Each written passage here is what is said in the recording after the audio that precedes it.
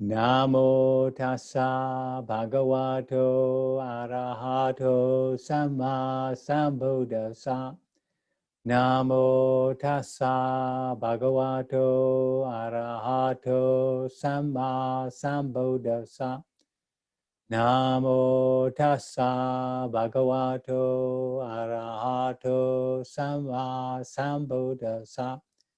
Homage to the Buddha, the Blessed, Noble, and fully self-awakened one.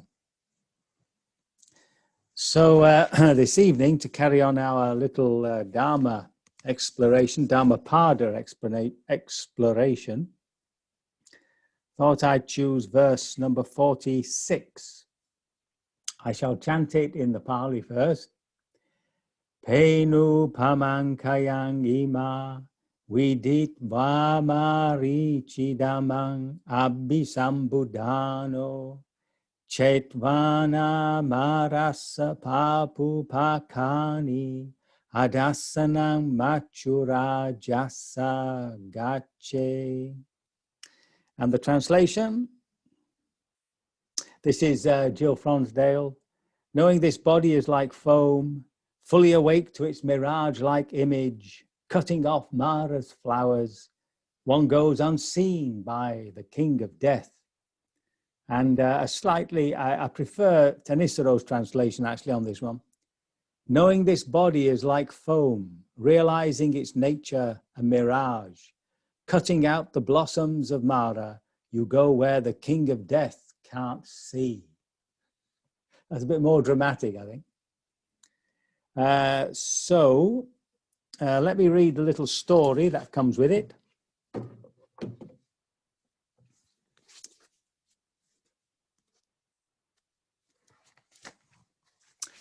So now on one occasion, the Buddha was residing at Jetavana monastery in Savatthi, and a certain bhikkhu, after obtaining a subject of meditation from the Buddha, went to the forest for the purpose of practicing meditation. And although he strove diligently, he made little progress and was not happy with himself. And so he thought, I'll return to Jetavana monastery and request the enlightened one to give me another subject of meditation, better suited to my temperament. And with this thought, he set out to return to Savatthi. Now on the way, he saw a mirage. Reflecting mindfully within himself, he realized that a mirage, after all, is only an illusion caused by a sheet of water vapor. So also was his body an illusion and insubstantial by reason of birth and decay. And fixing his mind on the mirage, he continued with this meditation practice. Later, he went for a bath near the bank of the river Achiravati. While resting under a tree close to the river and seeing the froth breaking up, he realized further the impermanent nature of the body. Now, from Jetavana monastery, the Buddha saw the bhikkhu and sent forth his radiance and exhorted him. Bhikkhu, you are on the right track. Keep it up. It is good that you've realized the body is impermanent like froth and insubstantial like a mirage. At the conclusion of the exhortation, the bhikkhu attained arahatship. Well, that's not bad, is it? See what we're missing out on, not being born at the time of the Buddha. So, knowing this body is like foam, realizing its nature a mirage, cutting out the blossoms of Mara, you go to where the king of death can't see. So a couple of vocabs there. Mirachi just means to shimmer or glitter, and so it becomes a word for mirage, and that is a metaphor for illusion. If you see it as a mirage, that it is a mirage, it's an illusion. But if you think it's real, then it's a delusion.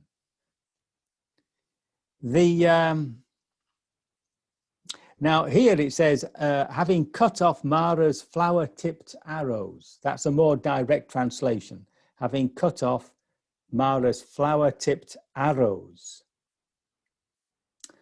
So now it's interesting because the only time that I'm certain that the arrows of Mara approached the Buddha was just before he was fully liberated. And it attacked him with, you know, what about the sensual life? It's great out there. What are you doing just sitting under this tree? And then there was fear of failure. And who was he anyway to try and become fully liberated, etc., etc. And as these arrows came to the Buddha, because of his determination, commitment to his path, and that sense of hope, they turned into flowers. So here, I think this Mara's flower-tipped arrows is sort of extending the metaphor a bit because flowers stands for sensual pleasure.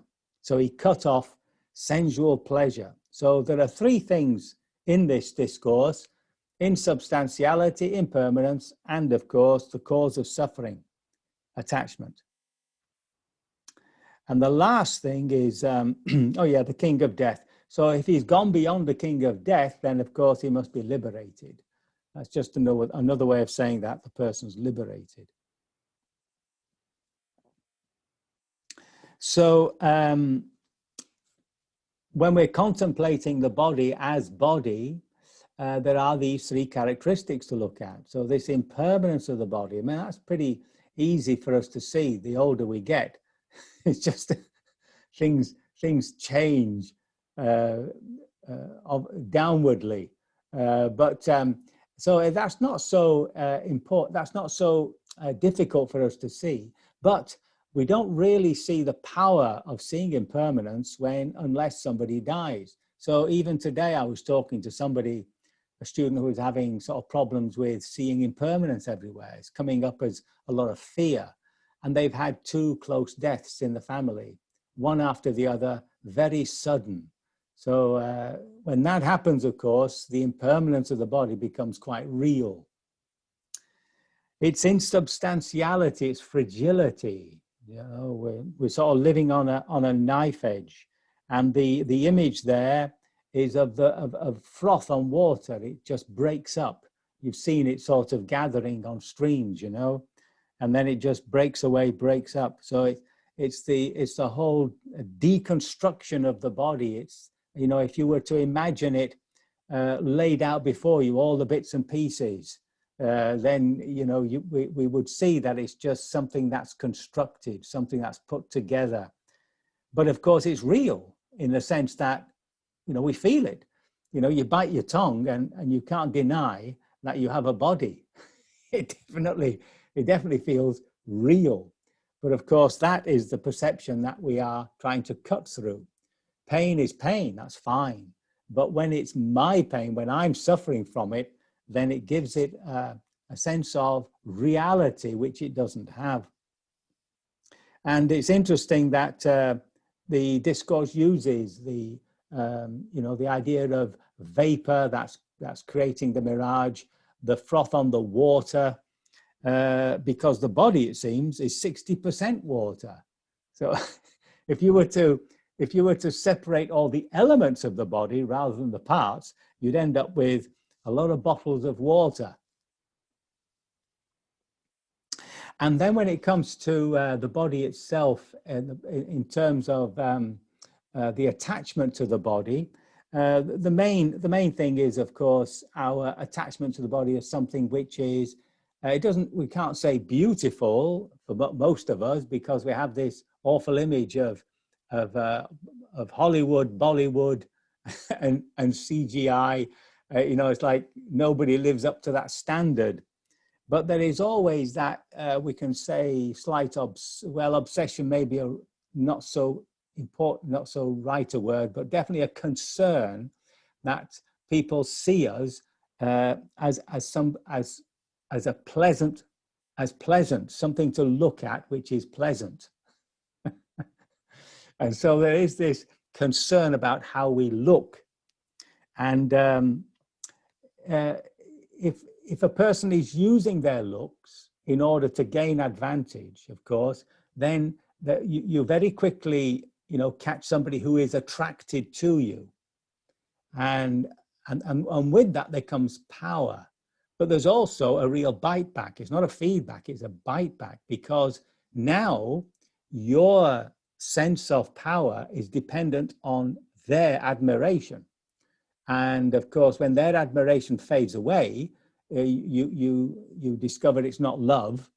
And of course, if their admiration turns to somebody else, then we're fired up with rage and jealousy. So there's a whole mixture of suffering that comes with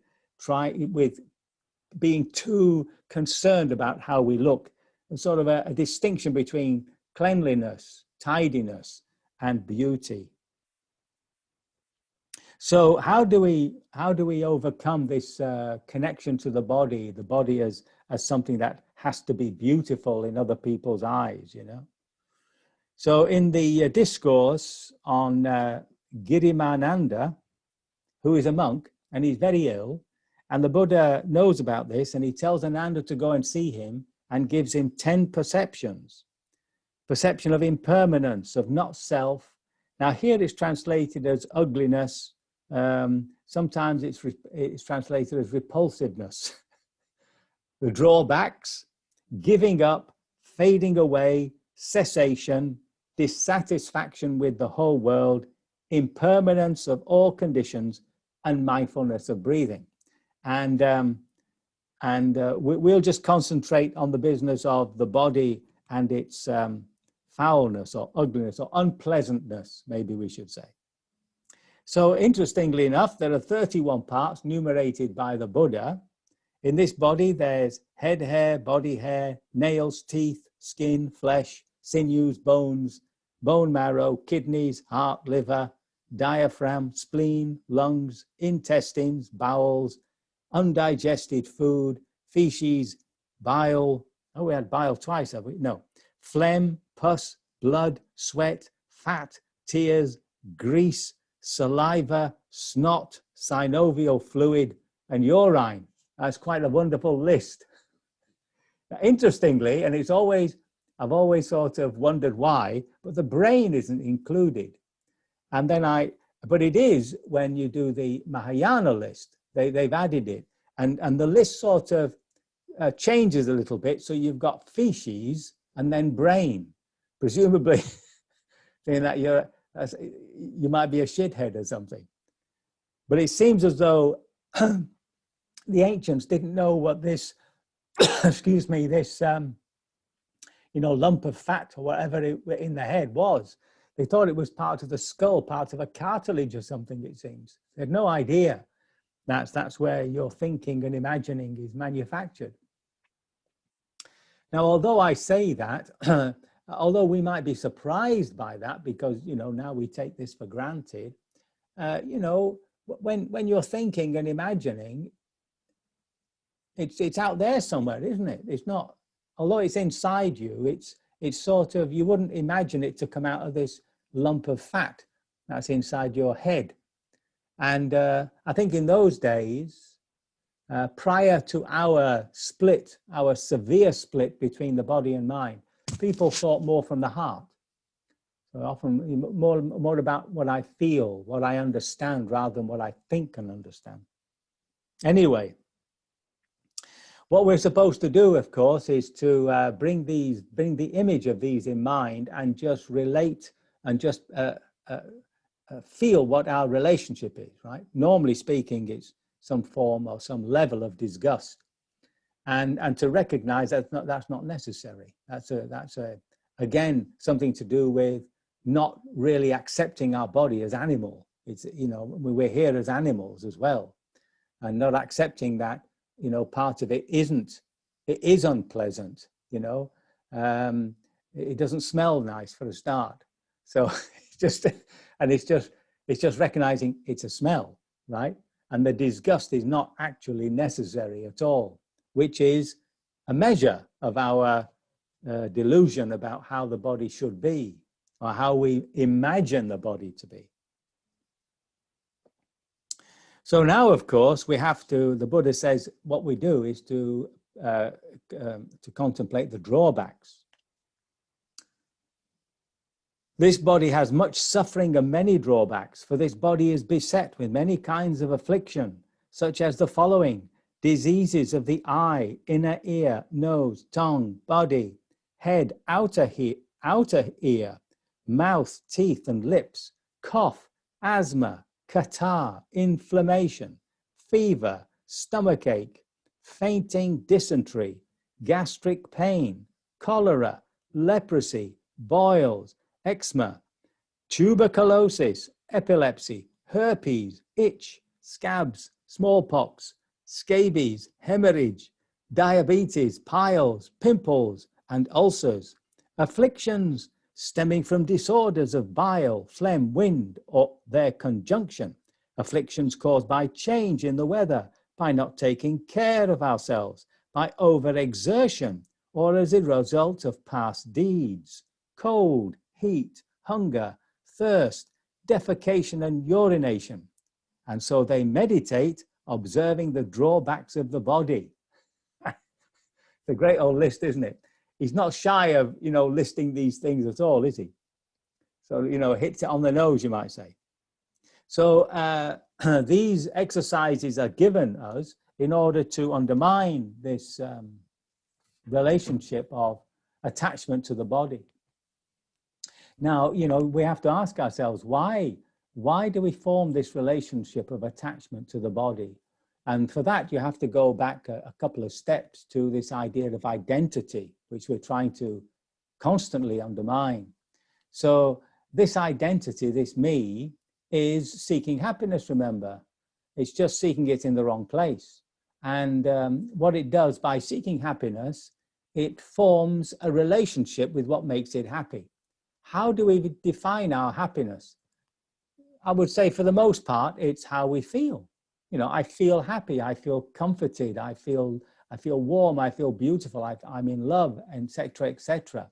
So this happiness has an anchor in the way we feel. And that's what we're always chasing. We're always chasing something that's going to make me feel good. And that's where the problem lies, because then everything that makes us feel good becomes something we depend upon. And when it's not there, that's when you get your grief and behind it sits your fear of loss and so on and so forth. All the miseries come out of trying to seek some sort of permanent happiness through the body. And the mistake that we can make, of course, is then to eschew, to try and get away from all sensual pleasures. Well, that just takes you into a very miserable place, like a dried prune. I mean, that's no good at all. So it's not a case of getting rid of sensual pleasures as such, but getting rid of that relationship and being aware of it, being aware of it. And of course, that was the old reason for fasting, and why Muslims also fast for 1 month every year, is to try and cut through this dependency we have on the sensual world for pleasure. That's what we used to do it for, as Christians, or I as a Catholic. During Lent, you had to give something up, your sweets. Well, there's a pain really, but the idea was to realize that you don't need sweets in order to be happy. So this verse, I've sort of built up a lot around it, but the basic message, of course, is the impermanence, the insubstantiality, and how not to be attracted by Mara's flowers. So I can only hope my words have been of some assistance, that they have not caused confusion, and that by your devotion to practice, you will be liberated from all suffering sooner rather than later.